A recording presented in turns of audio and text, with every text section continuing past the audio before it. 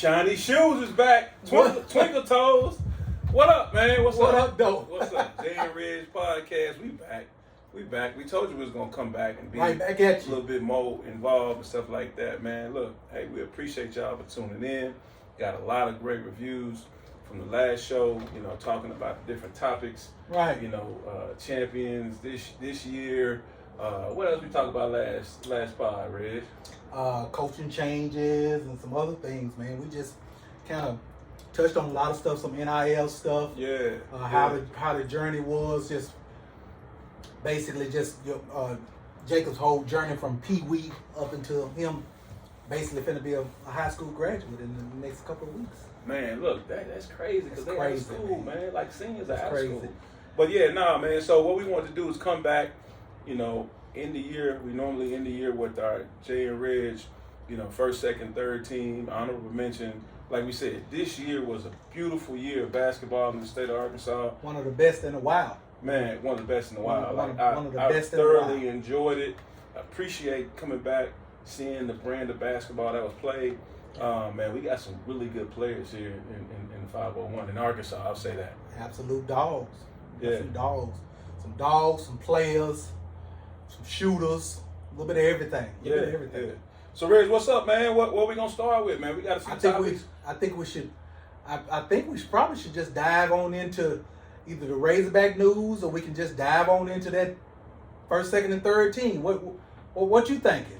Well, let's go Razorback. It's the topic of the day. Okay, it is the topic of the day. The NBA Combine is going on right now. Right. Man, and I'm hearing a lot of different things. You're spewing off some numbers. If y'all don't know, Reg is the biggest Razorback fan in the world. One of the biggest. I'm right there. Hey, man, he ready to argue, cuss you out on the phone. Yeah. He text message you, violate you, all kind of stuff to guys he ain't never met before. Yeah. But he talk crazy to you like that's his son, his homeboy, or something like that, man. So it is what it is. So what's going on? What's going on with some of these Razorbacks, man? I mean, they're in the process of, you know, rebuilding. I mean, when I say rebuilding, of course, you know, Coach Cal, he basically just, you know, rebuilding the team, brand new team. Yeah, he's gonna have a brand new team that's gonna be totally different from last year. Mm-hmm. Really, last year he had a few carryovers, but looked like this year, depending on what Malik Thomas and Billy Richmond do, he may not have any carryovers. Yeah. You know what I'm saying? Malik ain't coming back. Yeah, you don't think so? I don't know. I don't know. I know the measurements didn't come back like they were supposed to. Yeah. Or like we anticipated. Right. But yeah, man, like I think he probably already got his mind set. He probably got his mind made up. I think some guys are making some deals behind closed doors. Mm-hmm. I mean, you say Malik's not coming back, but the one that I'm really worried about is Billy Richmond. Okay. And the reason why I say that, because again, like I say, I'm a numbers guy, so I've been paying attention to the combine, the measurements and stuff like this, and a lot of his measurables were pretty much through the roof. Yeah. I mean, when you look at him, he measures 6'5" and 3/4 barefoot. Yeah. So you talking about somebody you wouldn't think, but I mean you talk about if he's got his shoes on, he's 6'7". Yeah. He's your typical NBA wing. Yeah. Now, mind you, he still has some things to do as far as shooting are concerned, but I mean they had scrimmages today, and he went 3 for 9 from the field, but 1 for 2 from the 3-point line, NBA 3-point line. Yeah, shooting. And the thing about Billy Richmond that's probably going to open an eye or two as far as NBA execs is that he's just an absolute dog. Yeah, he plays hard. He's just an absolute dog. You don't have to run anything for him. Yeah. He can get downhill, and if he gets to the point where he can knock down a corner jumper with his measurables, I mean it's what the NBA covets. Well, so that's the one that I worry about. You said something that was really, you know, the details. Like he measured out at 6'5" and 3/4 with shoes on. Right. You said he'd be 6'7". Yeah. A lot of times I talk to people about this type of stuff. People don't understand, like, man, wherever you go, they measure you with shoes on. That's right. They measure you with shoes on. With shoes on. With shoes on. Mm-hmm. With shoes on. Right? Mm-hmm. The NBA Combine is one of the only places they measure with shoes off. Yes. Right? You can attest for guys when you put shoes on, at least 1.25 inches Okay. right? Extra onto your height. 2 inches. Well, not 2. That you 1.5 maybe. 1.5 is fair, right? For some of the bigger sole shoes, yeah. Especially if you got on like ankle braces that got padding underneath it, and you 3 pair of socks. You got 2-3 pair of socks on. Yeah. You got ankles taped, stuff like that. So you can get 1.5 inches extra off of your shoes. So that's not necessarily cheating. Like some people will say, "Oh, well, that's cheating. You measure him with his shoes off." No, nobody measured your kids with your shoes off unless you're at the NBA Combine. Right? So when you look up, that's why people shrink. Yeah, that's why people that are listed at 6'5" end up being 6'3". I'll give you a prime example, and I'll let you go back. Christian Anderson, which is one of the, supposed to be top 10 guards in that guard list. That's good, right? Yeah. Top 10 guards measured in at 6 feet. Yeah. So you talking about somebody that throughout the year and throughout the last 2 seasons at Texas Tech been listed at 6'3", 6'4". Yeah, that's but you go to Combine and you 6 feet. Yeah, that's too much. You get what I'm saying? Yeah. Nah, you can really hurt yourself. And I'm talking to parents now. Yeah. When you're putting out sizes and stuff like that, how tall your kid is. Right. Make sure you're measuring them with shoes on. Shoes right? On. That's the telltale, because here's what happens. A lot of times, and this is some of the game part of it, a lot of times if you're putting out stuff and you're saying, man, my kid is 6'3", right? Right. And now you go to Texas and you're playing against a kid that's supposedly 6'5", right? Mm-hmm. And your kid is looking at him eye to eye, right? Eyebrow to eyebrow. So now, when you are putting your kid out there, and people are, let's say, whoever is looking at kids, right? Scouts, agents, teams, colleges, whatever the case may be, they look up and they see one kid at 6'5", on paper now, because they don't know you. They don't know you. All they know is this kid. This is such and That's such. what the paper says. Line item 38. Such and such is 6'8". 6'3", and this kid from Texas is 6'5". Right? Mm-hmm. So don't, just a little part of it, man. Don't cheat yourself by thinking you're being, noble of the situation. You always add at least an inch to your kids if you measure them without shoes, right? When we used to go to the doctor. Mm-hmm. They say, well, you measure with shoes. I'm like, nah, it's like, take your shoes off. I'm like, nah, keep your shoes on. Keep your shoes on. Because I want to know what you are with your shoes on. What you are with your shoes on. Right? So that's what you're playing in. Where do you go with your shoes off? Outside the beach, you know what I'm saying? So no, you always measure with your shoes on. Just a little free game. Yeah. But no, back to Richmond, back to Malik. Rez, what happens if they come back? Like what happens to is it Final Four or bust? If Malik Thomas and Billy Richmond come back and Coach Cal finds real good, Rez. Yeah, it's good stuff.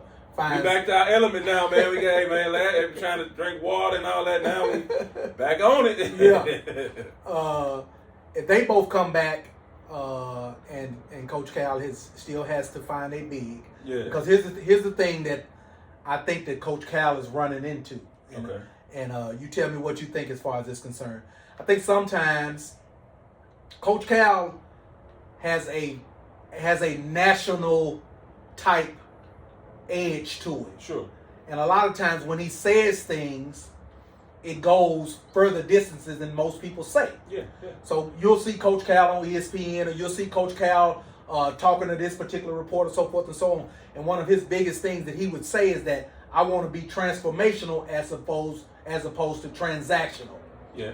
Well, what has happened in this recruiting class is I think these other schools are using this against Coach Cal. Okay.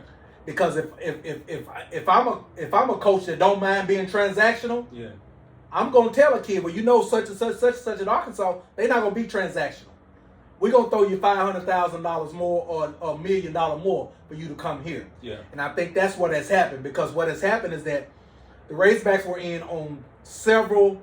And please listen. Let me give you this, and please put a pin right there. Several. The Razorbacks were in on several. I want you to keep going. Right. But people hear these numbers, extra 500,000, extra million, and they think that's the way it goes. That's for the top tier kids. Some of these numbers that people are hearing about these NILs, let me be a test to you. Them numbers ain't, unless you have a top tier kid, or now you have to have a kid that like the new wave now right. is you got to have bigs. That's right. Right. So bigs are a high commodity. Mm-hmm. So bigs are getting big numbers. That's right. Right. But your 2s and your 3s or your 1s or your 4s, they're not the hot commodity right now. So people throw around numbers. This kid's getting 4 million, 5 million, 3 million, 2 million. Man, guys ain't getting them numbers. Like, yeah, you're getting paid. The top tier ones are getting. Yeah, you're getting paid. And when I say top tier, I'm talking about 7, 5, yes. 20 in the nation that are getting numbers like that. Right? So I might be down a couple numbers, but it's not like every day the run-of-the-mill kid is getting $1 million, $500,000. You get that over time. Yeah. Back to what I was saying. So Cal has missed or lost on several prospects that basically went to a higher bidder. Sure. The kid from Georgia, big from Georgia, ended up signing with Miami. Yeah. Which, I mean, all accounts was that was a done deal because he had the freshman. Somto Surreal that played at Georgia. Okay, yeah, no, I'm thinking about somebody else. Yeah, Somto Surreal that played at Georgia. He was the first one of the ones of the pecking order that we were supposed to be recruiting and was pretty much supposed to be a done deal. Yeah. And Miami ended up outbidding us, and we lose out on him. Yeah. We lose out on the big that was at Georgia Tech that had.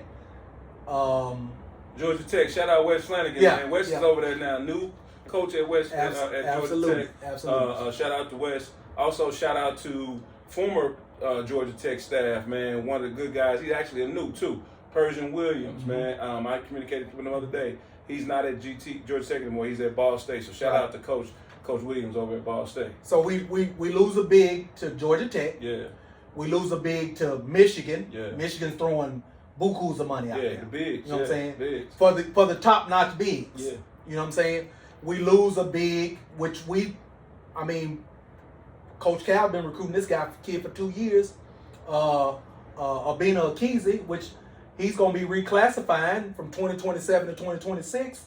We lose out on him. That's the and Louisville that's the guy comes in late and gets it. You know what I'm saying? Yeah. So those are the type of things that Coach Cal is running to as far as his big recruitment is that. Like I said, I think some of those coaches are using that against him. They're using that against him. This whole thing that you want to be transformational as opposed to transactional. Well, these guys is being transactional and getting these deals done. So they work through agents and all that stuff anyway. Yeah, it's a business, so you're supposed to work through agents. Yeah, that's not like. And then like people say that as if that's like a bad thing, and it's not. With agents, no, that's what it's supposed to be. It's not taboo anymore. Yeah, no, that's the way of life. Like yes, you have to have representation. You need to have a lawyer. You need an attorney. You need to have representation. Right. Preferably, I'm gonna give you this too. I got some game from one of my big homies. Matter of fact, here I'll give you the name. A shout out to Derek Joe, Isaiah Joe's dad. Isaiah Joe for the Oklahoma City Thunder. Right. And so just a little insight on what we got going on. Parents. Kids that have kids that are recruitable age kids. Mm-hmm. I'm not saying NBA kids. I'm saying kids that have a chance to go and play high level basketball. Here's a little game, right? Mm-hmm. Have an agent, right? You have an agent representative that represents you, right? And so most places, agencies, there's a few that we're kind of combing through. By the time this airs, we'll probably have signed with an agency. Okay. But listen, your agent typically will have an attorney that works with them. Yeah. Here's the deal. Here's the game. You giving them game. The guy's giving you some game. Don't use their attorney. Yeah. Go out and get your own attorney. Right? Go out and get your own attorney. So now you have this person that combs through the information that they send. This is one of the things, like we have the same checks and balances. Yeah, we have the same attorney that Isaiah Joe has, my son. Right. And so now you have the agency send you the paperwork over, right? You, of course, you go read it yourself, but then you also send it to your attorney. It's a triangle of relationships, right? They work with each other. Everybody's holding, everybody's accountable. Versus, I'm gonna put everything into this agency. And that attorney works with the agency. That attorney works for the agency, right? That's kind of like having a trainer. Or not trainer, medical staff that works with the team. Mm-hmm. Championship game, What do you think they're gonna say? Yeah. Your kid is healthy. He's healthy. Just take this shot. So he's on the floor, right? Yeah. So just a little game on that behalf. My bad, Rich. Go ahead. No, you're fine. But again, back to your question. Can they play without both? I think they need at least one of them. Okay. I think they need at least one of them. Yeah. Either or even both. Mm-hmm. You know what I'm saying? Both would be ideal. Both gonna make you a top 5, top 10 team. What are they without? They without their both. What are they without? Without both? Yeah. Depending on what type of big they get, 15 to 20. 15 to 20. With those two, because it's a lot. People say 15 to 20 and 10 to 15. That's a big jump. You don't think that's a big jump. That's a big jump. That's a big jump. That's a big jump. If they get one of the two, you still have elite freshmen. If they get one of the two, are they top 10? 10. If top they get 10. both, they're what? Top 5 team. Top 5.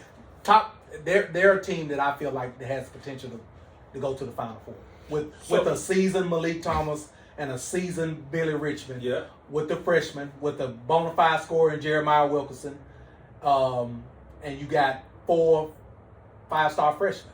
You know what I'm saying? 4 5-star freshmen.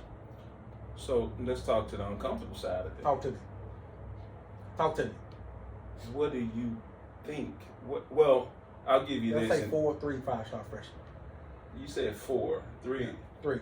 4 or 5-star. Abdul Torrey, Yeah. JJ Andrews, Jordan Smith Jr. Yeah. Who's the 4? And you better say Mika Mirren. Oh yeah, I forgot about Mika Mirren. He left. How do I forget about Mika Mirren? Yeah, he left and Four. He went overseas to play. Yeah. So you just don't think of him as a high school player. Yeah, that took him off the ESPN rankings and all that type of there stuff. You go. Mika is probably the best one out of all of them. He's a stud. Just to be honest. Jake's played with him. Yeah, Jake's played with him at Compass, Absolutely. right? Yeah, Jake's Absolutely. played with him at Compass. Relationship with him. I actually coached his dad, Chemo. Yes. Here in Little Rock, Arkansas Little Rock. People probably don't know that. His dad actually played at Arkansas Little Rock. Right? Absolutely. And great guy, man, competitor. Mm-hmm. I see Chemo all in. Mika. You do see Oh him. my God, Mika is better. Yeah. Right? Chemo was probably 6'7", something like that. But man, I'm talking about personality. Yeah. I'm talking about, and people will talk about, man. You might hear questions about, man, his maturity. They question Mika's maturity. I've heard that. So here's my take. You know the kid that's smart as hell in school? Too smart. And so, well, I don't think there's ever too smart, but he's bored. And so they're going to ask questions or they're going to poke and pry because they're not being challenged. Yeah. I think that's him. And because Chemo was like that. Like he has to feel that something is going on. He has to learn something. And if he's not learning something, you definitely got to make him the teacher's aide. Are you so he can feel like he's a part of something. He's a part of something. Yeah. But if you let him sit around and hang out, he gonna ask questions. He gonna, why is this? Why is that? What's going on? Why are we doing this? Why we? And so I'll say this about Mika: he's an ultimate competitor. Yeah. He gonna man, Razorback. I posted this when it went live. Razorback fans gonna love me. Yeah. Right. He's a stud. Especially how Cal pushes kids. Yeah. So now. One thing that makes me a little bit uncomfortable, we don't have to stay here long, is I hate how I'm hearing on certain places, certain podcasts, man, people are almost wishing for those kids to do bad so they can come back and be a part of Razorbacks, right? To boost the team, right? To go so you're saying from the top 5. Hopefully that draft status drops? Yeah.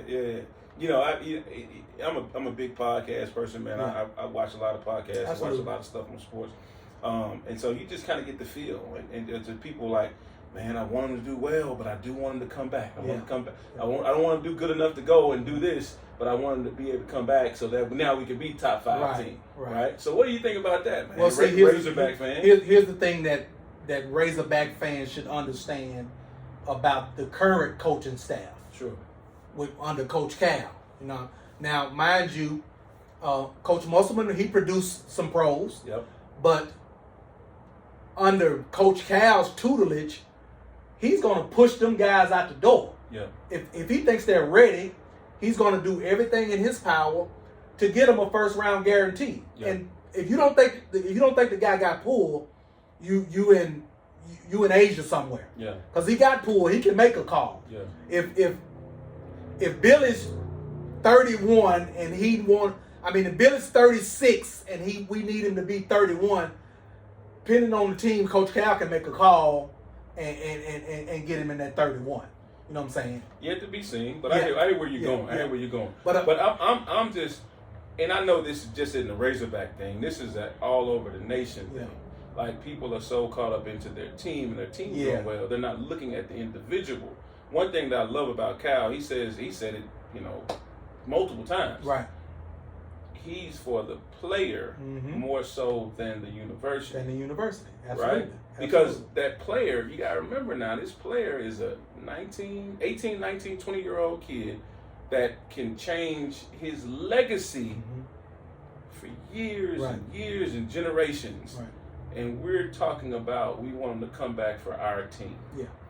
And that's that our team can win, so that we can feel that's good. That's selfish. And so that's the part that I'm kind of like, dang, man, I hate that part about sports, because these are individuals who have families, who have things that are going, So that's one of the things that right there is selfish. And here's the thing about it again, Razorback fans should understand the type of coaches they have. Yeah. Because what Coach Cal is going to always do is put those guys in the position to get in front of NBA scouts. Yep. And it's up to them how they do moving forward. Yeah. You know what I'm saying? Respect. He's having pro days and all of that stuff, and he's funneling out this information about these kids, from day one. I'll give you a prime example. The Darius Acuff that walked on campus and you saw in the Memphis exhibition game is like night and day from the Darius Acuff that's at the NBA Combine. Okay, I'm listening. And throughout the entire year, ups and downs, Cal was always promoting that young man. Yeah. Promoting that young man. Praising that young man. Even when they had their own battles. And if you watch the games close enough, you could see that they had some back and forth, but they had some disagreements. Yeah.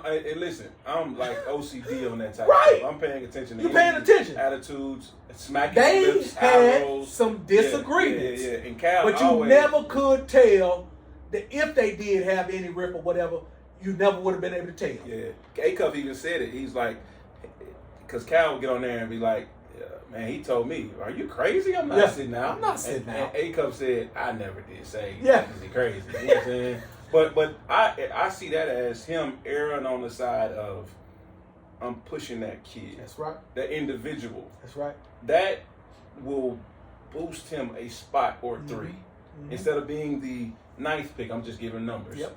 He'll now probably be pushed to the 6th pick, 7th pick, stuff like that. So, because that's the stuff that it's like, oh shit, this kid really wants it. Yeah. Really wants it. I see him at 6 or 3, depending on the team and what the teams do. What the teams need. So yeah. Now listen, before we go too far, okay. I wanted to bring this up. It's another uncomfortable one. Talk to me. You said 4 5-star freshmen. Yep. So now 5 stars have a different mentality. Absolutely. They're thinking, if things go right, I could possibly be here for 10 months. Yeah. And be gone. Yeah. Right? Let's say you one of those 4 or 5 stars. And these seasoned Billy Richmond and seasoned Malik Thomas comes back, and I got the scoring Wilkinson, and I got, the big that's coming in. I don't know if we're going to get 9 guys in the league next year. No. How does that affect? And I'm putting this question out there because I want people to really think about, like, where you send your kids. Yeah. What makes sense for your kid? What is your kid's path? And how volatile this college sports thing is right now, right? Not that I'm against anybody or any situation. I'm saying you think you want to go play for this particular school because you're from this place, and it could be so much different than you thought about. That's right. Right? You know what I'm saying? So what's your thoughts on that? So my thoughts on this, if you really, really break it down, Cal's been doing it for years. Yeah. He's been doing it for years. Devin Booker came off the bench, and Devin Booker's an all-star. Respect. You get what I'm saying? I got you. I mean, you could look at this past season with the Razorbacks. DJ Wagner was the number 1 player in the country coming out of high school and a 5-star. That's good, yeah. And Coach Cal threw the ball out, and the cream rose to the top, which was Darius Acup. Yeah. There was a time when Malik Thomas wasn't a starter. Mm-hmm. There comes some time where the cream rose to the top and Malik Thomas became a starter. Sure. He had to outseat somebody that was a starter. Billy Richmond just made it to the point where you can't do nothing but start me. You're gonna play. Yeah. I'm taking something. You got to play me. I'm taking something. So Cal has a unique way of allowing those kids to kind of figure it out and have some buy-in to play with one another. Yeah. So I kind of get where you're going. Out of all of those kids that I feel like will start from day one, I think Jordan Smith Jr. starts from day one because of his mentality, because he's an absolute dog, because his body is actually ready for the college game. Yeah. And he's an alpha. Yeah. He's an alpha. He's gonna be an undersized Billy Richmond, in my opinion, coming into the game, coming into college. Yeah, so now that speaks to one kid. Yep. There's 3 more. Yeah. Right? There's other kids that are coming in from different situations. Right. I'm with you. I think Jordan Smith Jr. starts from day one. I also think Mika starts. Mika starts from day one. as Absolutely. Well. Now you put yourself in a situation now where it can get kind of hairy. Yeah. Right? You know, right. So now it's like, man, you really have to make business decisions. Yep. Right, in terms of what's going on. It's not about feelings, thoughts. Right. What it was 5 years ago. What it was. And I think the Wilkinson kids when I was growing up. Yeah. Blah blah blah blah. You know, but if Richmond comes back or Malik Thomas comes back, here's the luxury. Everything goes to a different situation. Here's the luxury. What's up? If Richmond's come back, he's your starting 3. Yep. Abdul Torre just falls in line behind him and becomes Billy Richmond when Billy Richmond was a freshman. Sure. Similar type players, similar type style, so forth and so. Just go out there, rock them, sock them. You know what I'm saying? Defend, rebound. I think he's better than that though. But I hear you. He I is. What you're saying. I think he is. He is to where Billy was as a freshman. Absolutely. Yeah. Absolutely. But does he outseat Billy Richmond, a 3rd-year Billy Richmond? No. I don't think he comes in and outseats a 3rd-year Billy Richmond. Yes, respect. I get that. But does he have enough time to show the things that he does? And then also, because there's no better teacher than experience. Being on the floor. Yep. Right? So yeah, that's great because you named a couple people that saw the glory. That's right. But I can name a couple people that had to figure something else out. And Wagner had to go figure something else out. Right? Absolutely. Right? Absolutely. Listen, Carter Knox had to go figure something else out. That's right. Right? And so now what I'm on is you got to make sure you're vetting the process. And listen, don't get it twisted. Like, I love Cal. I love what goes on up there. You know what I'm saying? In terms of his push of kids and his push of things like that, man. But just looking at it and saying, like, man, it's only one ball. And here's the thing about it. I don't want to forget JJ. JJ's gonna be the one. Him and Abdul, they gonna battle for the 3 spot. Yeah. They'll battle for the 3 spot. And I will not sit here and let you forget about Isaiah Sealy. Oh yeah. Because listen, Sealy's gonna be to me, he gonna come in with a chip. Yeah. Now I hadn't got a chance to talk to O, but I know that kid. I know that like he'll be a lot stronger too. Yeah, like a lot stronger. His body gonna grow into a whole year. He's 6'7". Yes, like, and he young. Like, don't forget. Yeah. Zay could have been class 26. He could have been 26. He could have been class 26. Yeah. He was young, like younger. So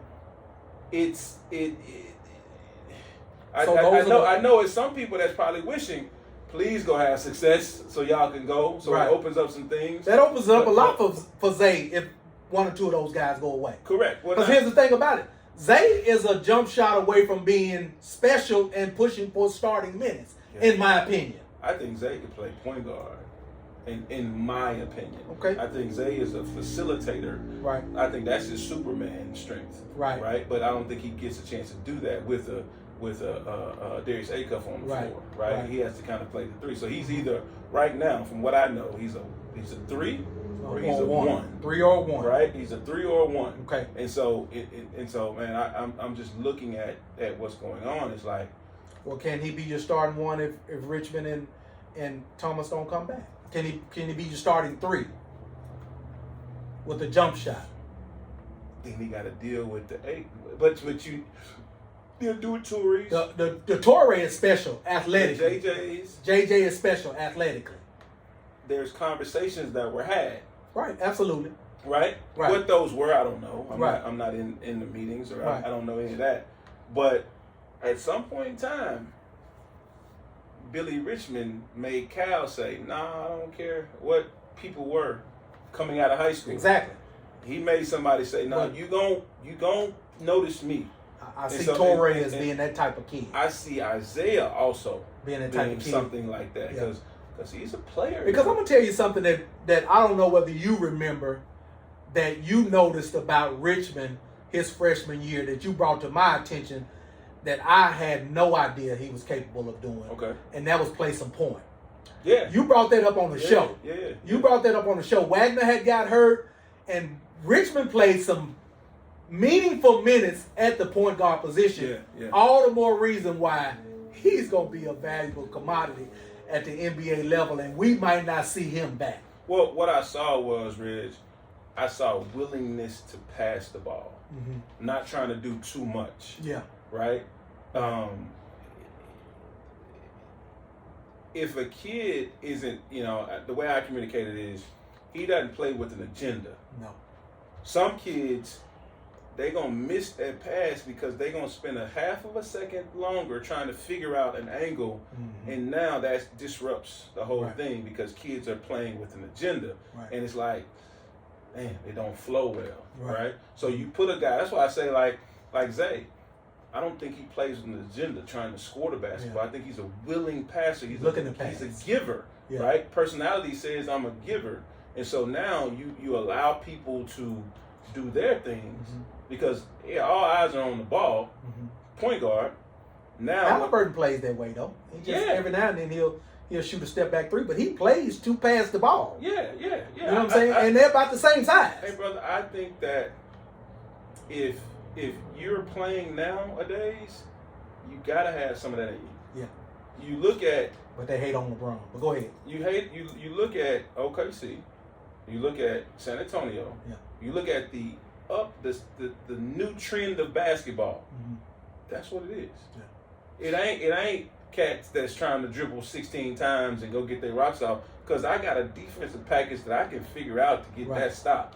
Now who are you, right? Who are you? And so I'm saying like, nah, man, I think that Zay gives a different look and it's a possible different feel if it goes right. So I just like to pose those questions to say, what happens if? Well, here's the thing about it. I can tell you this here. That's a good problem to have. Yeah. That's a damn good problem that Cal has. For the program. For the program. It's not a good problem to have for the kid. Okay. If you get what I'm saying. Now, people don't go just because. You're going to go because you trust the coach, you trust the system, you trust the process, but at the end of the day, man, let's not forget. But is Isaiah Sealy not a 3-year guy with pro potential? I wasn't talking about Isaiah when I'm just asking. I'm just saying. I think that's the case. Listen, I think if the wrong person goes down last year and he's able to show some stuff, he plays. And then all you got he has elite size. Yeah. He has, Cal said it a few times. Yeah, he did. Man, wait till y'all see this kid. Yeah. I'm trying to get him in the game. Right. I couldn't get him in the game. I want him to get some of these minutes. Yeah. If the wrong person goes down, rebound and guard, and he wasn't rebounding and guard. If the wrong person goes down and he's forced in the game, and let's just say this shit goes right, man, who says somebody don't say let me get him? I mean, that's what happened with Billy Richmond. That's how fast your life can change. That's real. Right? You know what I'm saying? It's like, man, no, you just got to be willing and ready. Right. And when it happens, it happens. And that's a lesson that young people can take from what you're saying. Yeah. Because again, I'm going back to Billy Richmond, and that's one of the things that's going to be attractive to NBA coaches and scouts about this young man. Yeah. Because again, people fail to realize Billy Richmond came back his sophomore year after having the freshman year that he had. He wasn't starting. Yeah, that's real. You know what I'm saying? He wasn't starting. Yeah, that's real. So he had to go back to the drawing table, get his lunch pail, pack his lunch, put on his helmet, and go back to work. That's real. And you look up at the end of the year, egoless, right? Out the window. Yeah. Out the window. Well, but you have a lot of kids that can't see past that. Well, I do. That's a great point. And parents and agents and all of that. Yeah. Now let's go to the kids and parents for right now, because we're talking about middle school, high school ball right now, right? Where I'm going with this. Okay. I think you need to put in your kid at some point spirits of, man, I gotta go take something. Yeah. Shit ain't gonna be lined up for me all the time, right? Yeah. You know, that's one of the reasons why we went out of state to go and figure the thing out, man. Be uncomfortable, right? You know, I don't care what dad says, mom does, blank, blank, blank. At some point in time, the rubber got to meet the road. Yeah. And then now they got to deal with the pressures and stuff like that. So I value, you know, I'm a big Billy Richmond fan. Yeah. Because, man, he wasn't supposed to play over Carter Knox. No. He made it to where it was blatantly obvious. Who was better? It was blatantly obvious. Who was better? One interview, and we're going to move on from this, but Cal went to him and met with him before the game and said, hey. He went to Richmond. He went to Carter Knox. The story I'm telling. Okay, I got you. What I'm telling, and you probably have another story. I'm not saying it's wrong. He went to Richmond and said, "Hey, I gotta get Carter in there to get him going. I remember that. I gotta get him in there to get him going. Going. That's saying to that kid, man, I see you, dog. Mm-hmm. I understand what you're doing. But I gotta get him going for the team. But I gotta, not only for the team, but for that kid too. Because I'm pretty sure he probably made some conversations or promises or things of that nature. Well. And you got this person in the back that's steady making noise in the. He's steady making he's bongo drumming. He's steady making noise. Can you please be quiet, man? Yeah. No, right? So you know what I'm saying? So I got love for that. Yeah. But yeah, nah, man, enough for them Razorbacks, man. We spent the first. Well, we didn't get a chance to talk about my guy Darius Acup. Okay, my man. I mean, hey, we got to give my boy some props. Respect. Okay. I mean, he's another one as far as the combine is concerned. Even though he's probably going to be a top 5, 6, 7 pick in the draft, he measures 6'2" in barefoot. Yeah. So that means he's 6'3". That means he's 6'3". Yeah. 185, 186, somewhere, built like a tank. Comparisons to a Dame Lillard type, so forth and so on. I think you kind of said something like a Stephon Marbury and that sort of thing. Shot the ball well. Yeah, I think I retract that. I did say that. I think he's better than that. But go ahead. But I mean, there's no way he gets past 6 in my opinion. And depending on how the draft goes, with if there are any trades or anything, he could go as high as 3 in my opinion. 3 to Memphis, 5 to the Clippers, 6 to the Brooklyn Nets. Memphis don't pass on Boozer at all. Memphis doesn't pass on Boozer. Here's my thinking. Can I tell you my thinking? Talk to me. If I'm the Wizards, I'm gonna start with the Wizards first. Okay. If I'm the Wizards, I trade down. Wait, let me finish. If I'm the Wizards, I trade down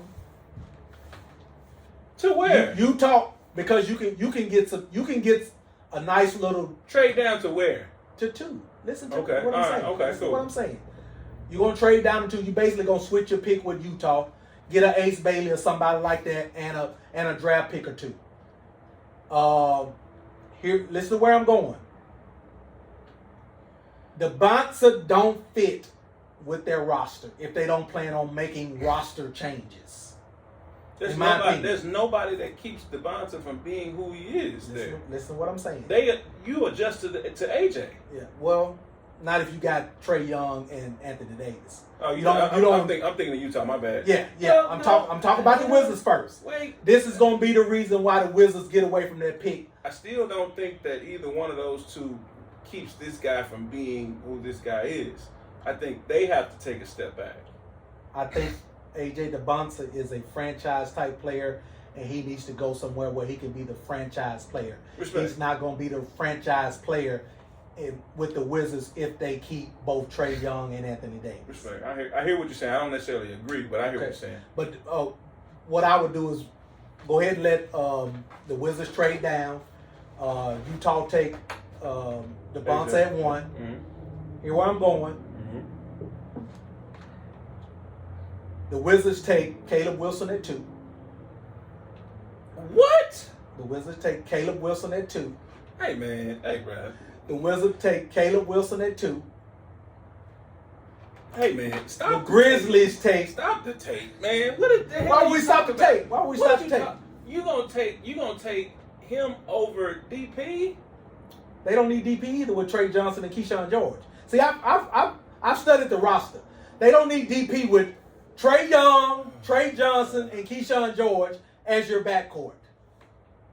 You don't need a DP. Go ahead. Hey, man. Memphis would losing a lot of points. Memphis right now, Memphis would be ideal to take DP at 3. Memphis takes DP at 3. Now, when all of this happens, I want to make sure we come back to this show. Time stamping. This shit Memphis takes crazy. DP. Memphis takes DP at 3. So and the not Bulls take Bulls at 4. So there's people that saying DP goes 1 over AJ. Now you're saying not only does Washington pass on him, they make a trade to go back to 2. Utah gets AJ. Then Washington passes on him again and gets who? Yeah, they pass on him. And get who? Caleb Wilson. And they pass up on Boozer too? Yeah, Caleb Wilson's a better prospect than Boozer. Yeah. They get Caleb Wilson at 2, match him with you making my head hurt. Match him with, you ain't looked at the roster. Match him with Sarr and Anthony Davis. Look. I can't see that trade, but I hear where you're going. Mm-hmm. Like that's radical, right? Because they're comparing Caleb Wilson to a Kevin Garnett type player. Respect. So I'm talking about the 1 and 2. Okay. So now that's radical, and if it don't work, you're fired, right? Now. Well, somebody's gonna get fired in this. So now you're saying that AJ goes 1 to Utah. Washington now has number 2. And they take. Washington has, listen. Yes. They got Trae Young. They got Trey Johnson. Trey Johnson, who's Keyshawn George. Listen, man, and then they got AD. Uh-huh. And Alexander Sarr, which was their number 1 pick. Easily. DP is a generational talent as well, just like at the level of AJ, whether he's a step before or step beneath, he's a generational talent as well. He's a generational offensive talent. They move around for guys like that. If he finds a way to go to Washington, he's their starting 2 guard from the jump. Yeah. Trey Johnson talking, I rock with him. He went to Texas, blah, blah, blah. I think he's a talent. But this is completely different. We talk about levels. Mm-hmm. That's a completely different level. Okay. Keontae George, love him. Baylor. Not Keontae George. Keyshawn George. Two different Georges. Okay. Keontae George is at Utah. 2 different Georges. Yeah, that's what I'm thinking about. Yeah. Who are you talking about? Keyshawn George. What does he do? And why are we saying his name in the same? He was their leading scorer last year. Why at Washington? I mean, I'm just telling you. You asked me who he was. His name. You asked me who he was. If he was being drafted right now, he'd probably be the 15th pick, 10th pick, something like that in this draft. And so now you're gonna put him in the same conversation as if DP has to move around for him. Nah, man, you crazy. You making my head hurt. Yeah. And so now. So we're just gonna throw out all of DP's whole season as a freshman. Listen, brother. See, you did all that talking. Now I get talking. Now you want to start cutting me off about sabbatics, about this, that, and the other. AJ and DP are going 1 and 2. However that happens. Okay. Right? However that happens. Go ahead. However that happens. All right. Boozer's going 3. To Memphis. To wherever. If there's a trade, I'll give room for a trade. But if it is to Memphis don't trade the 3rd pick, I don't think. Respect. I don't think they does either. I don't think he does either. Now I get the feel about the Caleb kid out of North Carolina, but Boozer's floor is too high to pass on him. He's going to be a solid 12 to 15 year pro that you're going to be able to say he's going to give me 18 and 12 every night. You don't pass up on him. Out of that top 5, top 4, which one of those guys, in your opinion, gonna get somebody fired? One of them gonna get somebody fired. That's hard, man, because this is one of the best drafts in a long time. Yeah. This is go to the right. This is LeBron's draft. You got to go to the right fit. This is '84's draft with Michael Jordan and Charles Barkley. I mean, let's not forget the Clippers. This is drafted Shea. I get it, but you keep moving the goalposts. You asking me who's going to get somebody fired. I'm talking about these top 4. I don't think there's a miss in that top 4. So I hate to even say a person's going to get somebody fired. That speaks to them not being successful. So I don't see one of those 4. Who's 5, Wagler or Acuff? As you keep moving the goalposts, but I'll go at your pace. That's fine. So when I get my pace going, go at my pace too. Now who's 5, Wagler or Acuff? Now, mind you, the Clippers are drafting at 5, and they got Darius Garland. I think you got to go with length because Garland is not a big guard; he's a smaller guard. Absolutely. So I'd probably say they go with Wagler or go with Michael Brown. Length-wise, am I saying he wasn't as tall as he was listed as well too? You do know respect. that, right? He was 6'3.5", which makes him 6'5". 6'5", right? You know what I'm saying? So now that's different than 6'3". Yeah. Right? Right, absolutely. So, and then also, too, Michael doesn't have to be point guard. Okay. You can let Garland run the show.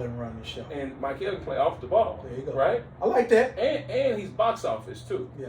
Right? And he can do some different things. And he can play on the ball and let the other guy play off the ball. Garland play off the ball. You know the one that I think that may not necessarily get a GM fired, but may possibly be the one where our eyebrows will go up, and that's Wagner, because I think he's just so unathletic.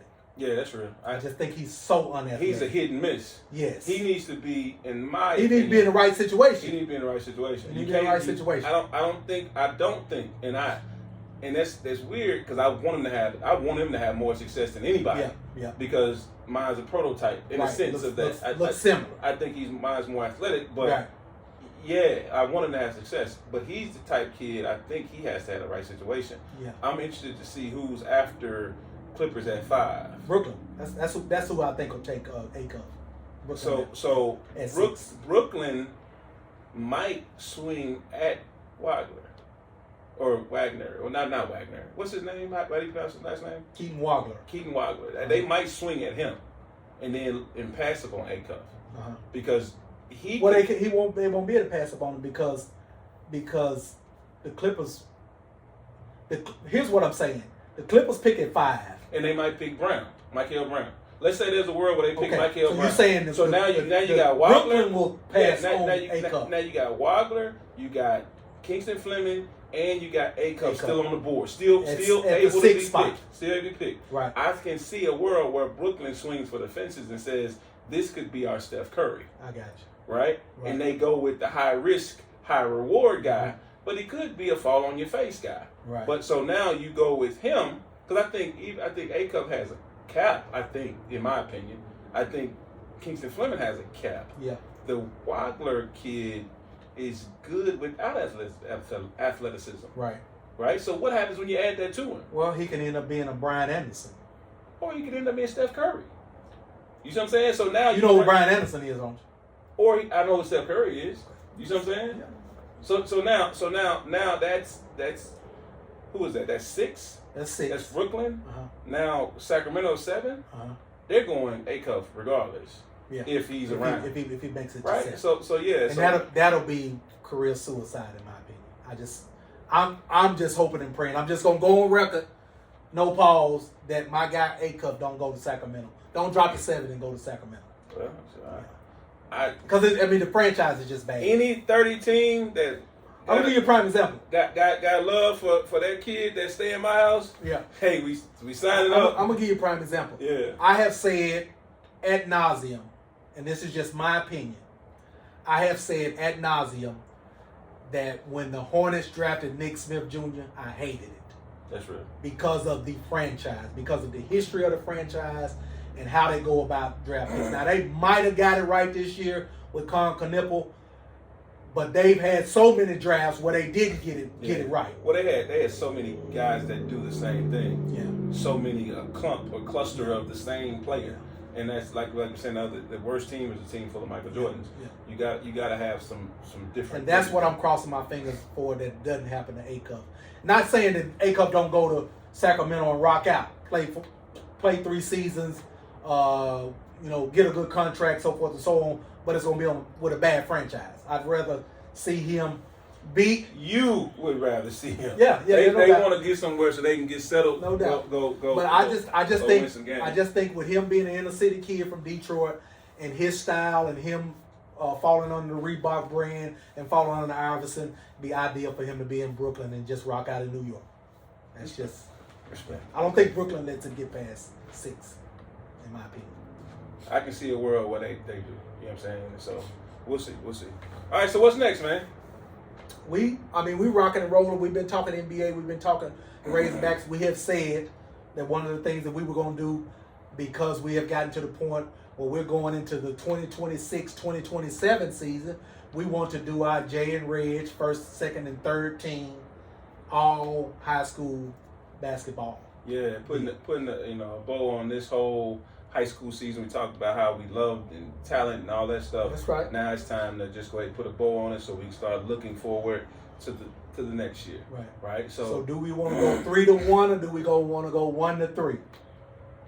Do you want? I got honorable mention too. You want to go there? I didn't do honorable mention, but this is what I did. I did up next. I call them up next. Okay. I had a couple of people that I decided that I want to go with as being the up next. Okay, cool. Yeah. How many people is that? I only did 2 up next people. Okay, go ahead then. Well, hey man, we rocking with you. Right. Go ahead. Okay, I might as well start with the first team. First team. No. Want to do third team? Let's go. Let's do third team. Let's do first team last. Okay, first team last. Yeah. Okay, I'll do third team. Yeah. Okay, I got my little notes over here. My third team, I started with Christian Williams, from Barton. I felt like he was the reason why they end up winning the state championship. Mm-hmm. I mean, if you've seen him, I've seen him play several times. Mm-hmm. Heady little point guard, athletic as all get out, plays for his dad. Dad transferred. I mean, Dad moved from Brinkley to Barton, and they end up winning the championship at Barton. Christian Williams, Chandler Randall from Marion will be on my third team. What I would consider a bucket.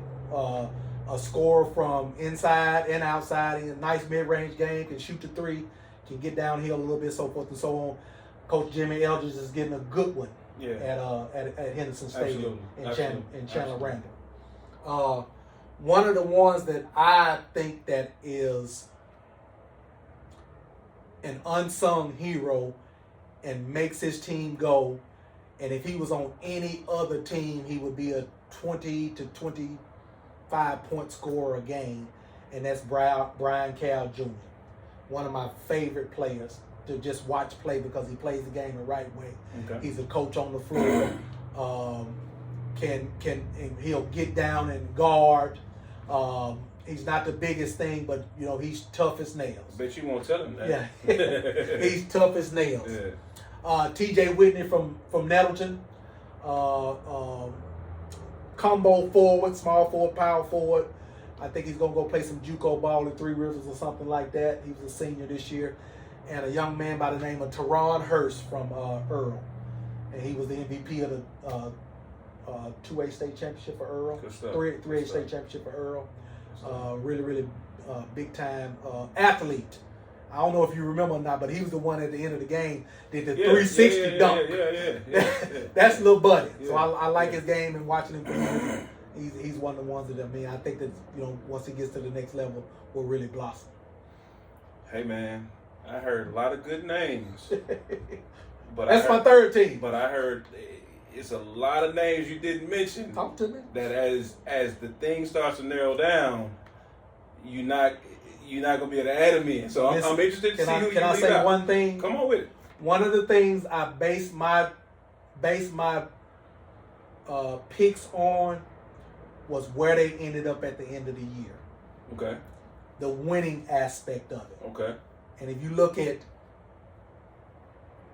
everybody outside of T.J. Whitney played in at least the semifinal or championship game in their respective class.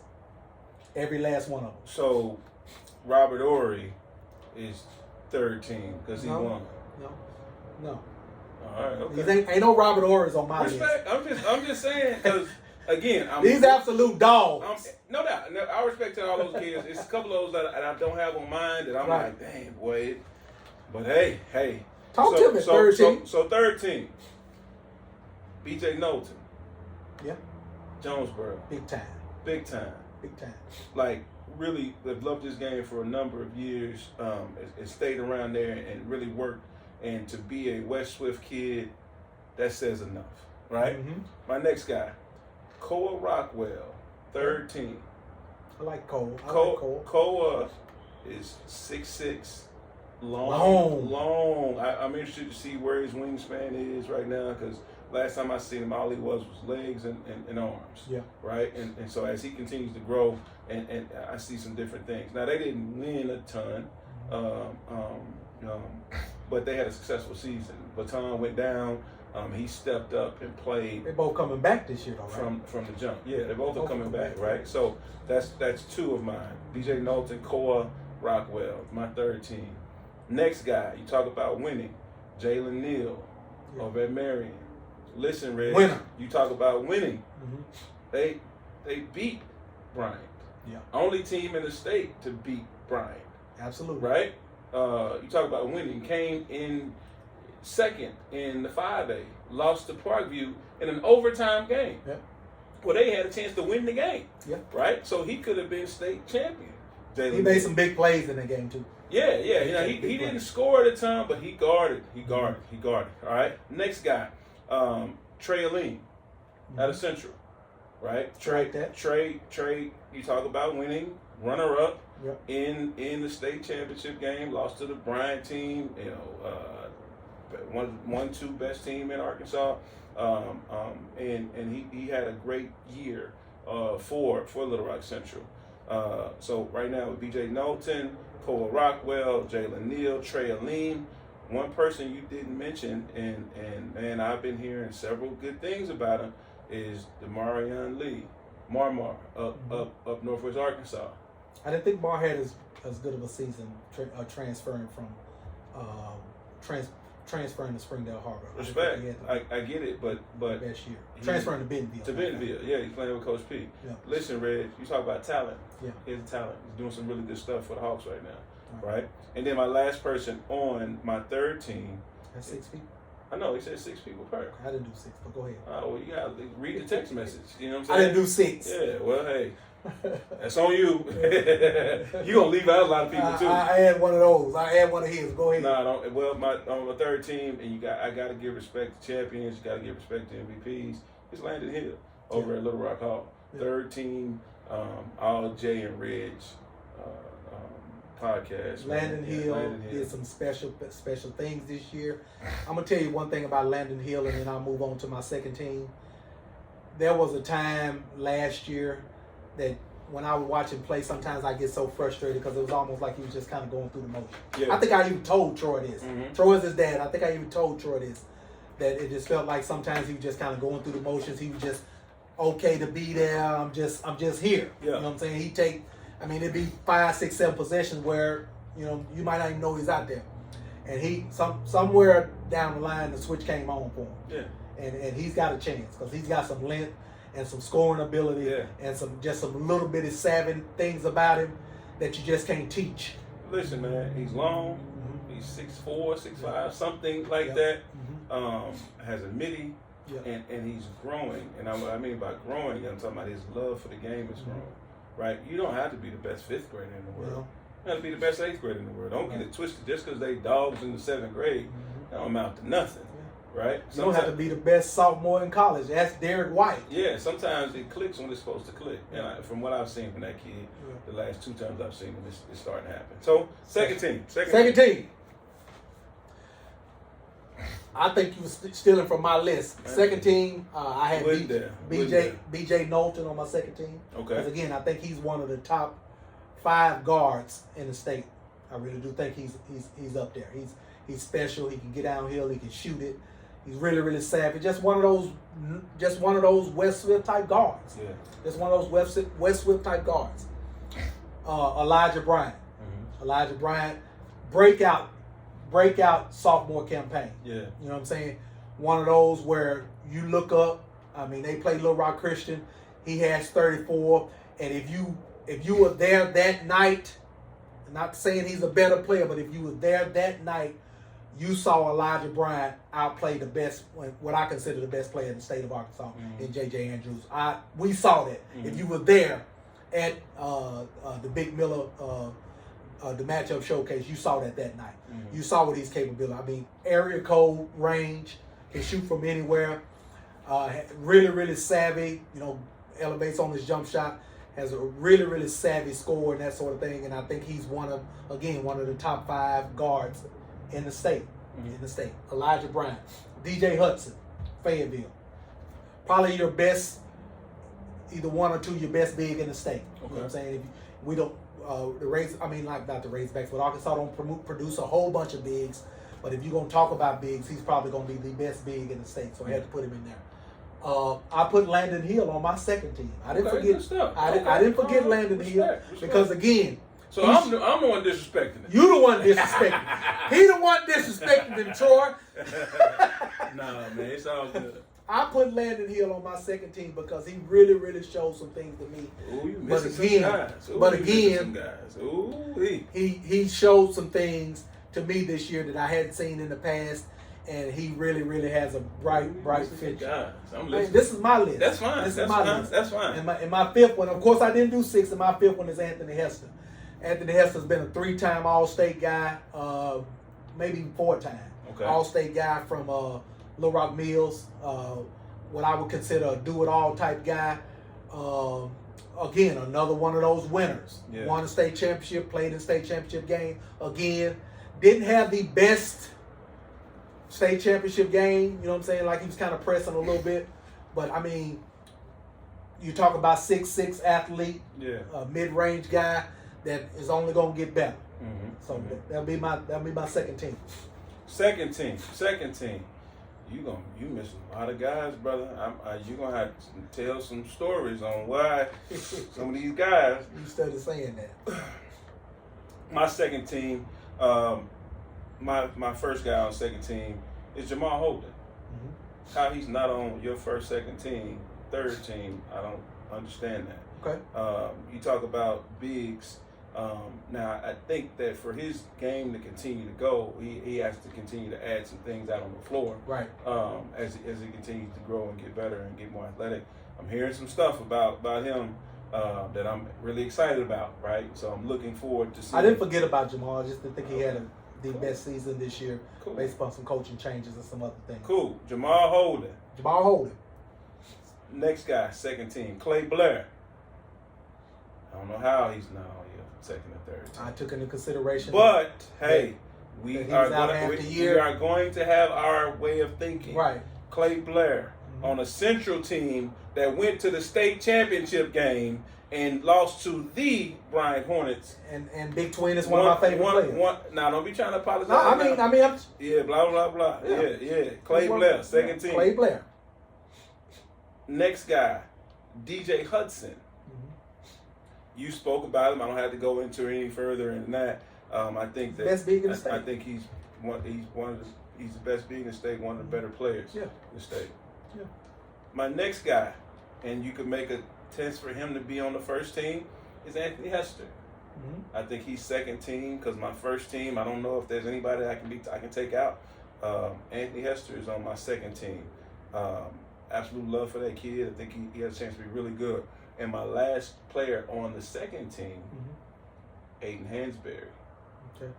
I don't know how he's not on your second or third team, but Aiden was average maybe right at 17, 18 for the year. Had a great year. Won the state championship game. Had a very big role with the Parkview Patriots.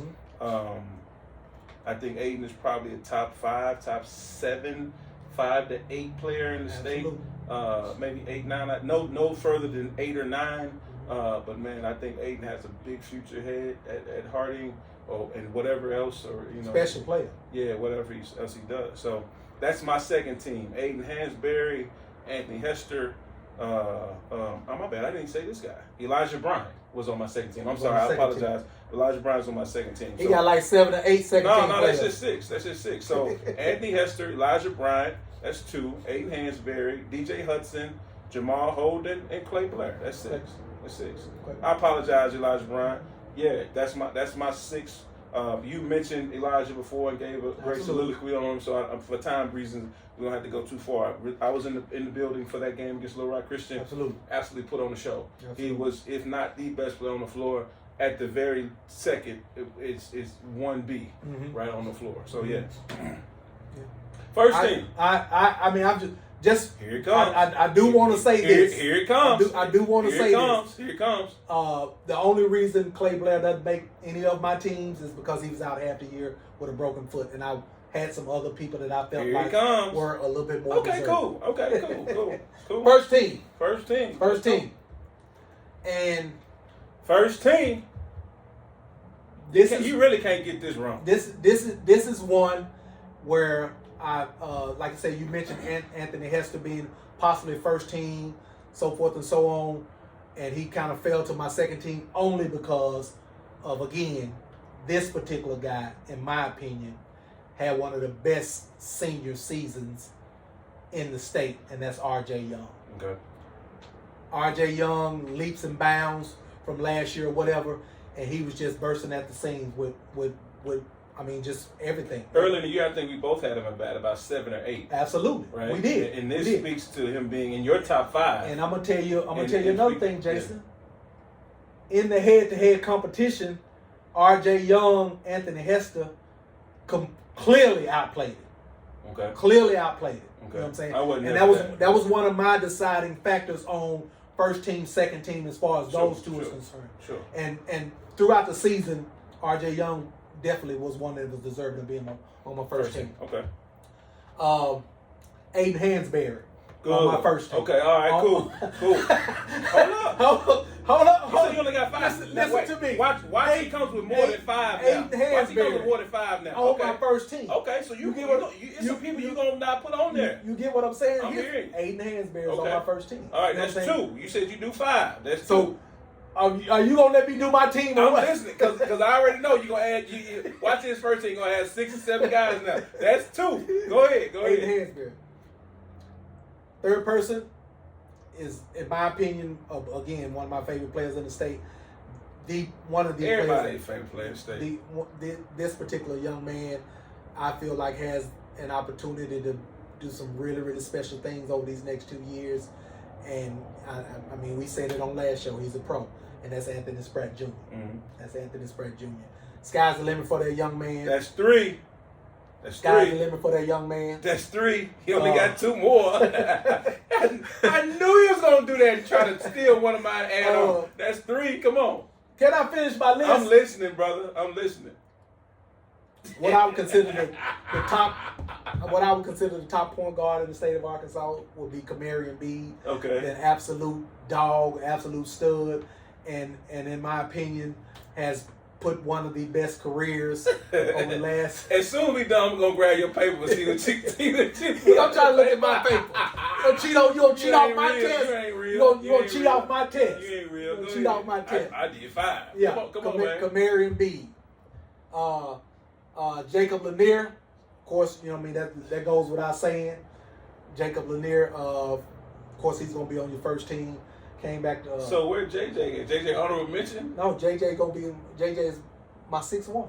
I just want you to say it. JJ is my 6'1". Of course, I mean, JJ, in my opinion, is the best player in the state of Arkansas. Respect. In my opinion. JJ Andrews, Jacob Lanier, 1A, 1B.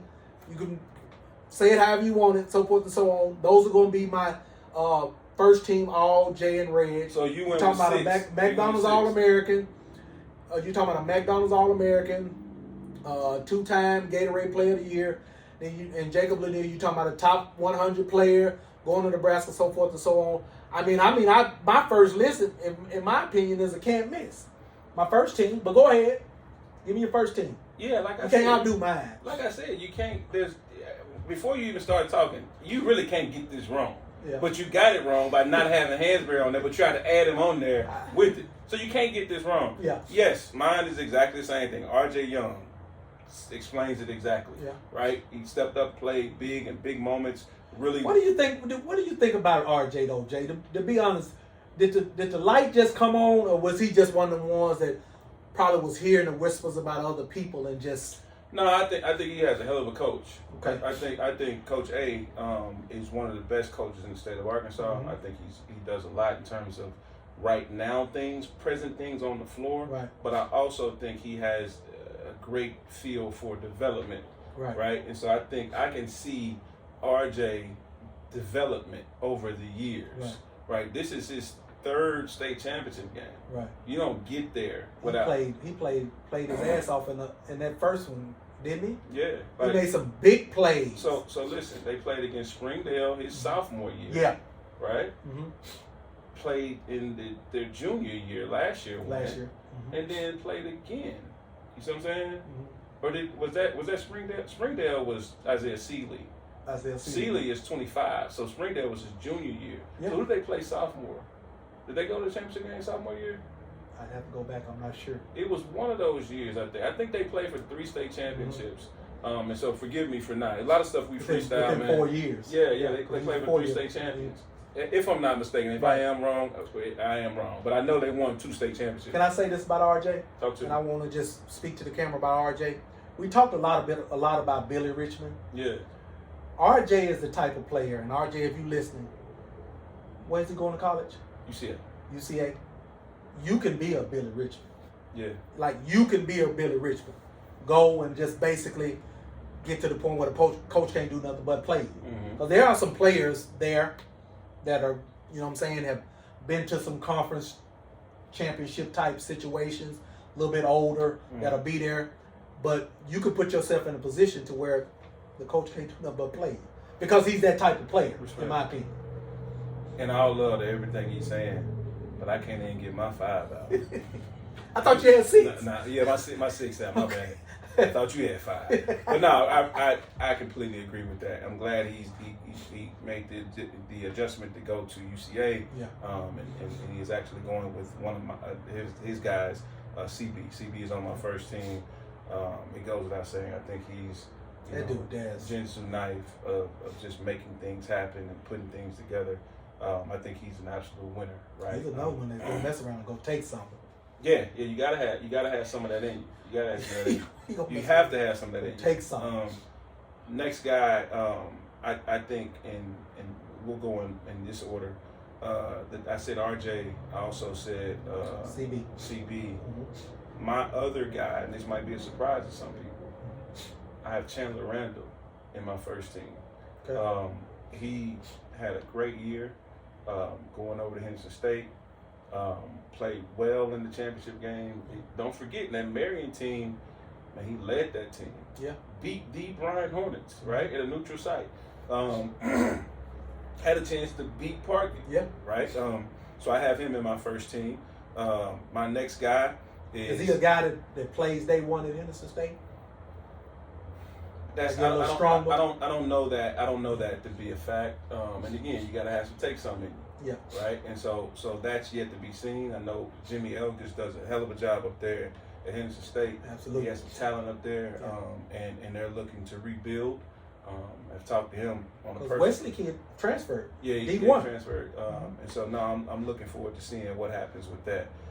My next guy, I think, I early in the season, I talked about him being like my 6th best player. We put guys in order, and I had him at like 6. Mm-hmm. He made the jump. Okay. He made the jump. Now, I'm not gonna say it's hard for me to put him over CB right as the 3rd. So I'll say he's the 4th. Okay. But for what matters, because what I think doesn't matter, right. What matters in terms of long term, he has, I think, probably the biggest upside okay. out of all the guys. I'll say this, and I'm gonna throw this little tidbit in there. I was talking to a coach about Arkansas talent, and he talked about how he loves Arkansas talent.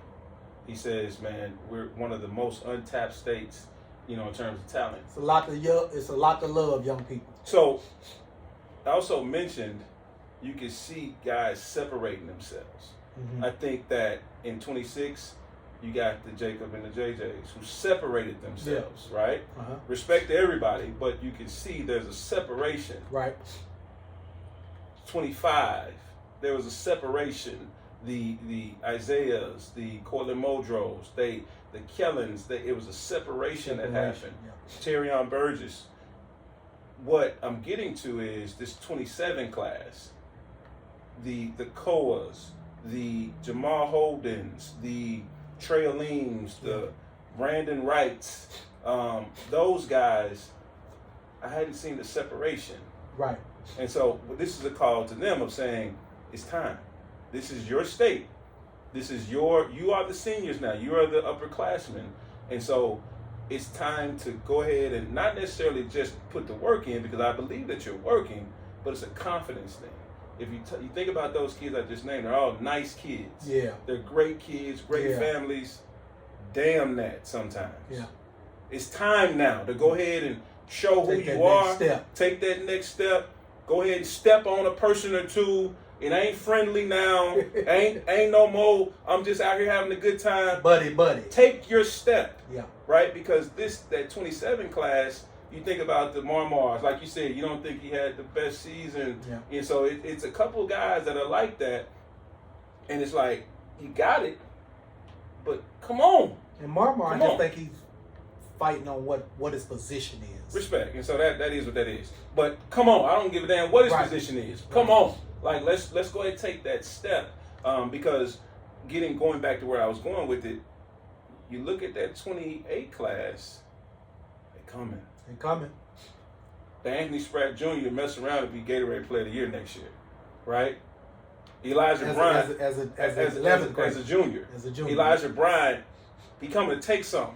Yeah. Right? I can keep going. One of my favorite, we say this a lot, and because we're so entrenched in this stuff, is, I'm telling you, and you better watch out for this kid. He was, I love that Central team. I thought they were going to underachieve, but they end up meeting the quota of what needed to happen. Yeah. But listen, Trey Hope in that 28 class. Yeah. Hey man. You got a chance. Hey man. You got a chance. Hey man. And he's still nice. He's still a kid. He's still a kid. He's still having fun. Yeah. What happens when he gets serious and ready to punch somebody in the mouth? Yeah. That's the difference between mine and CB. Well, that's the difference between mine. He tough as nails. When he came back, he ain't ready to punch somebody in the mouth. Mm-hmm. Not literally, but no, you're gonna move out of the way. Right. So what I'm saying, I'm putting out a push to the 27 class of little nugget. Come on. Yeah. Come on. In this world of freshmen not getting a lot of, high school seniors not getting a lot of push for D1s and stuff like that, we're going to have one or two that come out of here. Yeah. Why not be you? Why not be you? Like, go ahead and take that step. Go ahead and open for the taking. Make it. It ain't got to be nice. It ain't got to be pretty. You know what I'm saying? So, that was what I'm going. I think the next two, everybody knows. But you didn't say the guy you're talking about is Anthony Spratt Jr. Okay, yeah. That's what I'm saying. The guy you're talking about is Anthony Spratt Jr. as that one that you felt like took a leap from 6 to 3. To 3. Yeah. It's hard for me to put him over CB. Yeah. Y'all know what it is. Yeah. But at the very least 4. Yeah, right? Absolutely. And I'm talking about you got the 2 guys above 3. Right. Possible pros. Right. Absolutely. And he could have the most potential out of all of them. Absolutely. You see what I'm saying? Mm-hmm. And then, don't get it twisted. Let's go back another class, and we don't talk about the young guys as much. Yeah. But when you look at a Van Hayes and a Jamie Dunn, those are my 2 next up. You just he stole my glory. Respect. Because those are my 2 next up. But go ahead. So we freestyling. So they coming. I think, and people are gonna, whatever. People are gonna feel whatever they feel. I think Van is probably the best freshman right now, but Van had the keys to the ship. Yeah. And he averaged 25. He had the opportunity to 24-ish. go and make. I don't care about 24 or 25. Yeah. I'm talking about mentality. Yeah. I'm talking about push. I'm talking about the things that get him where he's going. He has the keys. He has the ability to make mistakes. That leads to confidence. Yeah. And if it's done the right way, which I think Josh is going to do it the right way, it's going to lead to him having some major things going on. Now, I'm going to say, I said, and I quote, I think Van was the best ninth grader this year. But when you look at the Jamie Dunn kid, potential-wise, it's through the roof for Jamie Dunn. Jamie Dunn he didn't score it as much, but he was one of those ones that came up to my open run early as a baby. Yeah. Before he even got into ninth grade, I think. He was like Bambi, like a little. I put him on the team with a couple guys to kind of hold him up. And he fought. He wasn't scared. But then when I get a chance to see him play at the end of the year, I can see the steps that he took. Two totally different kids. Now, hear me. That was good. And that says, oh, you coming. Like, he's on my honorable mention team. But then I look at what he's doing with the Hawks. And this goes to what I'm talking about how they treat number ones, or how Arkansas treats number ones. He's being able to get out and stretch his game out. I saw some clips and stuff where he's doing some different things. Some stuff out on the floor. He's not Inside track, I had a couple guys call me about need some bigs out of Arkansas. I threw his name in the pot. I had a couple conversations. They needed a big. Well, they made a decision to stay home. With the way that they're playing him, they made the right decision. Because he's getting to be number one, and he's getting to be the big. He's getting a chance to be the big, be the 4, be the 3, bring it up, do some different things, be uncomfortable. Who gives a damn about winning or how many points he scored? He's getting responsibilities. That type of thing, if he can continue that for the remainder of the summer and be able to have some type of role. Did you see that in the open run though? I did not, because he was a baby. He was eighth I did not see it in open. Well, no, that's player development. Right. And so what I'm getting at is, you mess around. I'm saying Van is the best ninth grader this year. Yeah. If things continue going the way they're going with the Jamie Dunn kid, he's the second best player in the state next year. Yeah. Behind Spratt. Does he have another inch or two to grow, or is he? I don't know all that. You know what I'm saying? It just depends on. Because here's the thing about it, Jason. You know, from that open run this past summer and the state championship game, that it was like you looking at two totally different people. Yeah. Well, he's getting wider. I know he's probably growing. Yeah. Right. But let's say he's 6'6" at the beginning of the year. He's 6'7" now, and let's say he tops out at 6'8". Right. I'm just giving it around. Hopefully he's 6'9". I don't care. Hopefully he's 7 foot. Right. But let's say he tops out at 6'8". Ladies and gentlemen, that's not a big. Yeah, it's not a big in the real world. Yeah. And so 6'8" as a big and big skills, your game has an expiration date. There's going to be a day where they say, all right, well, you're not good enough. That's what happens with Arkansas kids that are bigs at 6, because back in the day, 6'5" was big around here. Right. Khalil was a big. Yeah. But national bigs are 6'10", 6'9", 6'11", 7 foot. Those are bigs. The 6'7", 6'8" bigs that come out of here a lot of times, those are national bigs. But for right now, for them to be able to take those steps that they're taking, regardless of wins or losses, because who gives a damn about wins or losses right now? It's competition, it's fighting, it's continuing to push yourself to get better. That kid could leapfrog a lot of people if it goes right. So I just wanted to throw a tidbit. First off, those were my two next ups. First off, it was about 27 class. Yeah. It's time now. All that nice shit. It's time. Or you gonna have some folks leapfrog. It's time. Or they coming. Yeah. They coming. They gonna leapfrog. So, and I think it goes without saying, Jacob and JJ and Jacob, however you want to say it. I got my opinion on it, and I'm so willing to argue that with anybody, you have your opinion on it. Respect to any of that. Yeah. I want to put that to rest, because both of those two are moving on to some great stuff. That they have a chance to be special be special, right? So, that's my first, second, third team. I will do this I had to keep it to 6, and I didn't want to go over my honorable mentions who are really close, and I'll just throw out a couple names. My first guy who could have been on the third team, but looking at that list, I don't know who I take out, and so being fair to the number, I ain't gonna add them on at the end like somebody because they felt like, oh shit, I forgot it. I'm gonna stick to my G. Is my first guy is B. Cal over at Benton. I'm sorry. Next is Christian Williams, Isaiah Templeton over at Morrilton, Trey Hope, Brandon Wright.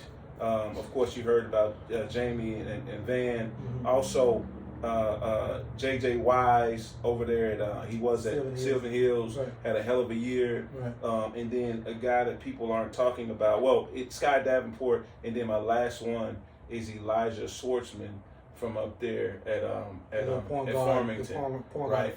That kid is a player. He could have easily been on the third team. And so for the guys that are on honorable mention, please don't take it as disrespect. Yeah. But I don't know who to take out. I don't know who. I can't take out Jalen Neal. I can't take out Cole Rockwell with their potential. Out of that list of, I mean, just say you can expand it any way you wanted to expand it.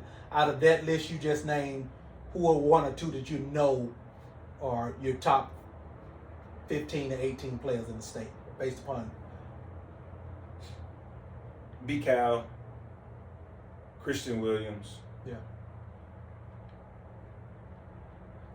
Brandon Wright, Trey Hope. Yeah.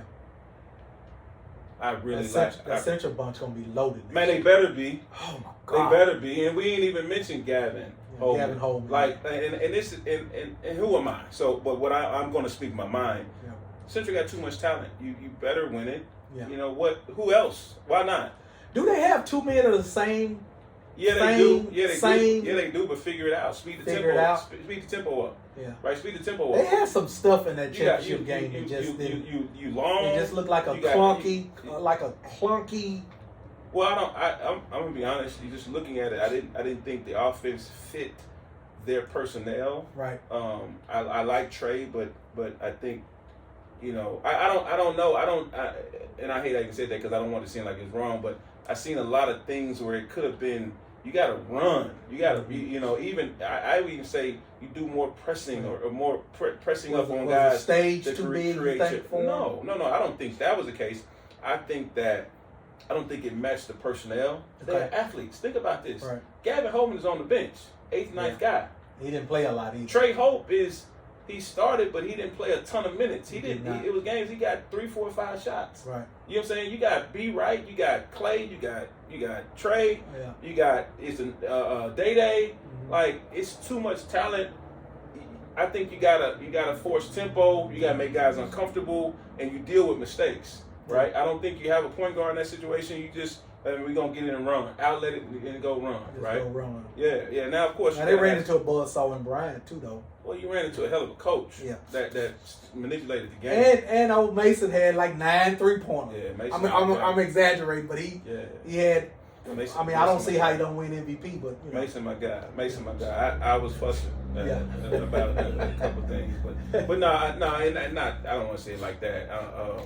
I'm a big fan of coaches' kids. Yeah. Because sometimes coaches' kids get the short end of the stick. And I'm not saying this that I went straight to Coach A and told him that, right? As a advocate for Mason. Right. Not saying again. I hate that we had to go back and.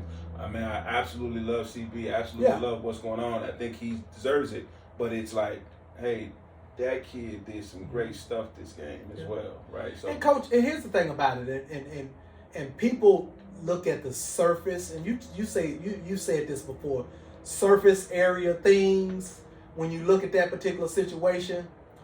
But Coach A, being the coach that he is, did what he felt like he needed to do as far as that team. And that was, in my opinion, a team decision as opposed to a personal decision. Yeah. And it's hard to even make your kid MVP. Yeah. Right? Exactly. Because now it looks weird. Yeah. It looks weird. Right. Even if the kid earned it. And I'm not saying he did or didn't. I'm cool. And again, who cares what I think? Right. I'm so happy that kid Kamarion be left with Absolutely. the MVP trophy and the state championship. Back to back. And I'm so happy of that. But also too, there's other kids, that you know what I'm saying. It is what it is. Yeah. But no, that's where we are, JayNReg. So Jay, let me ask you this here. What's that now? When we look forward to 2026, 2027. Yep. Give me a couple names of, and I mean, like I said my next step would be Van Hayes and Jamie Dunn.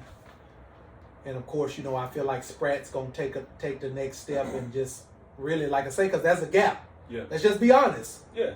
Separation. There's Spratt. Yeah. And then there's the rest of the state. I stamped that. You know what I'm saying? There's Spratt, young people, and then there's the rest of the state. Let's not get it twisted. Yeah. What are some people that are in that tier that could kind of close that gap or need to? I think you kind of mentioned that, but or need to try to close that gap some. Well, the seniors. Yeah. That 27 class. Okay. I didn't mention KJ Johnson out of Conway. Right. I'm a big fan of his. Right. Man. Really think he has a lot of upside. Judah Johnson. Yeah. At High Springs. Yeah. Right. He's a young boy. He'll be a junior, I think, next year. Yeah. That 27 class, like I said, is set to who's going to step up and take that lead.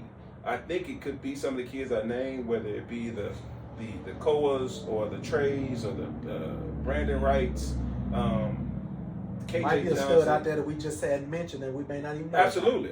Somebody's in right now working. Because again, it's wide open. It's wide open. I agree with you that there is a separation. I think, and hear this. I'll tell him this. I don't think the Spratt kid is anywhere near where he's going to be. His potential. Like, no, he hadn't reached his potential. Shit, it's so much more that I think he got in his bag. Yeah. Right now he's just a nice kid. You see me always smiling, laughing. Not saying you got to be mean and tough and mad all the time, but it's some more stuff. It's some more ascending to the basket, dribble drive. Yeah. Dunking cats, put somebody in the ring. Yeah, it's some he's probably 185 right now, 180. Yeah. What happens when he's 195? Yeah. What'd that feel like? Yeah. You see what I'm saying? So, and I'm just watching and seeing certain things. You see he's in the gym, him with the point guard B Cal.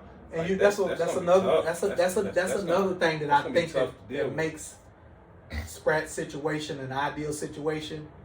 That he'll come back to a Benton team. He'll have what I consider one of the best point guards in the state. Yeah. Running the show. Yeah. And they play so well together. There's no animosity, no enviousness. Best friends or something. Yeah, that's what I'm saying. No enviousness between them.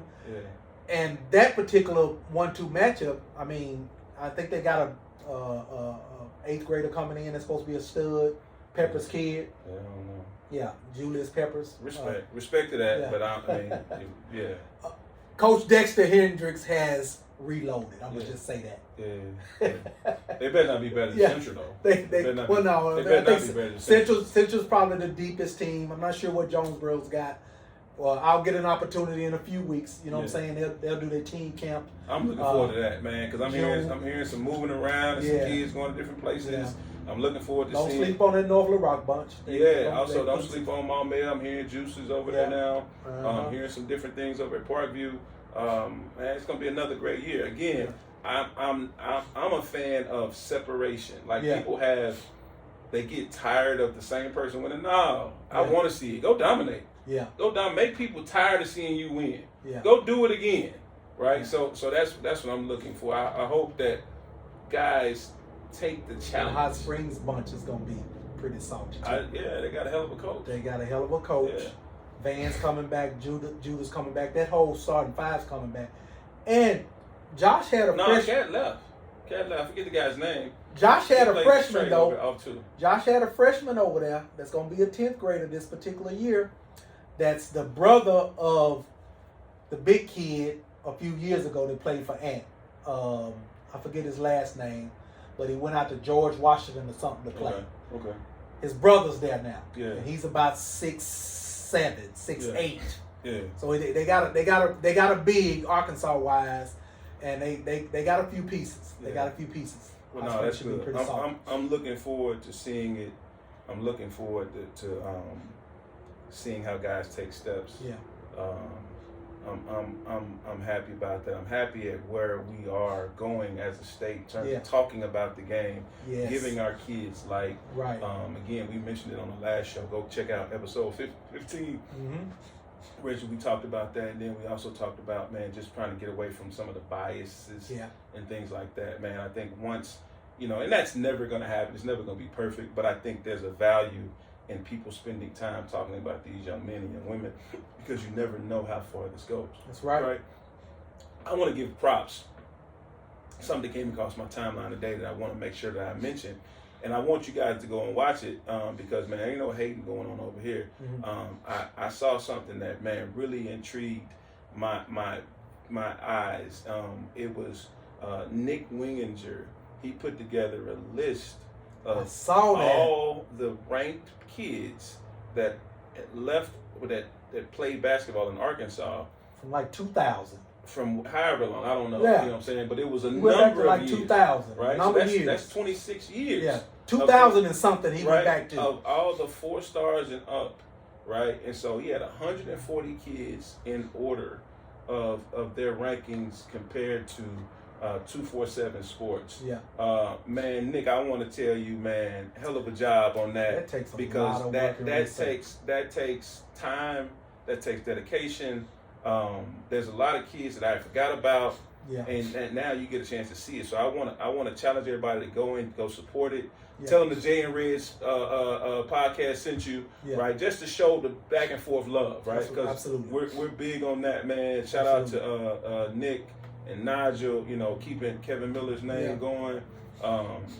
Look forward to being a part of that. And Nigel's got a couple team camps coming up. Yeah, let me know if I can help in any boys and girls. Yeah, let me know if I can help in any kind of way. Yeah. But Nick, I'm gonna go back through that again. I watched it today, but I want to go back through and watch it again, man. It's great to see some of the right now kids get some love. I think JJ was like at number 3.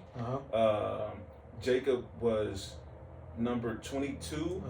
And he went back from that year and ranked them all the way up. Yeah.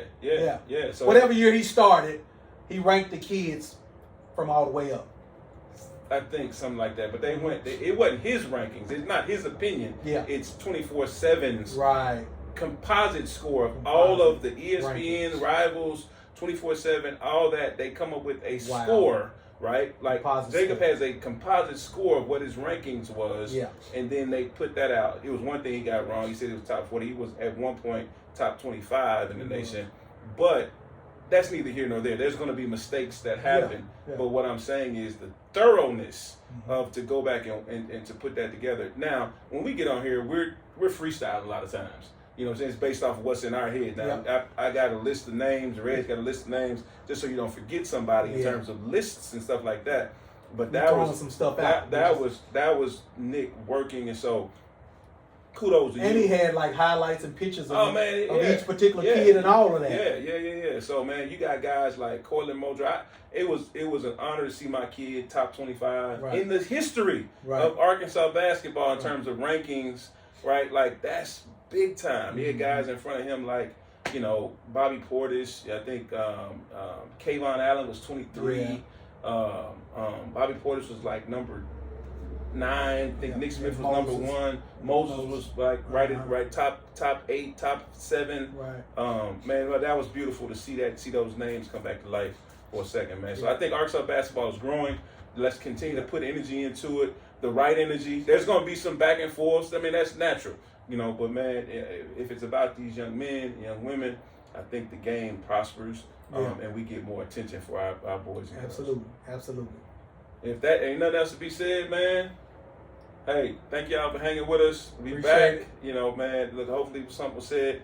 Y'all gonna get some information and knowledge, man. Again, disclaimer: we ain't hating on nobody. Just because your kid wasn't mentioned, all love. Yeah, just because your kid wasn't mentioned, that don't mean we don't like you. All love. We might not, but no, I'm just messing. But no, it's all love. All right. Yeah. Peace.